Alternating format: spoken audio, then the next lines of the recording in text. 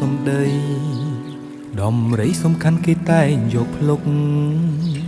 ស្នេហាយើងបានសេកក្តីសុំឃ្លាតចាកផុតទុកមានចិត្តភក្តីស្មោះត្រង់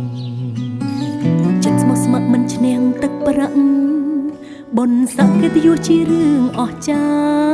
រ្យពេលបងស្នេហ៍ដេចអូនមិនព្រមឆ្លើយមិនព្រមវាចា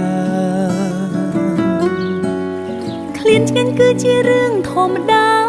ទោះនាងណាក៏មានចិត្តដូចតែគ្នារូបបងស្នេហ៍ហើយស្មោះចំពោះស្រីស្រស់កែវពុំមានជួបហើយក៏ត្រូវតែប្រត់គ្នាស្នេហាប្រៀបបីដូចជាសូបិនអូនសូមឲ្យតែប្រមីឆ្អិនរកគូថ្មីចុះអូនសូមរំរួជាហង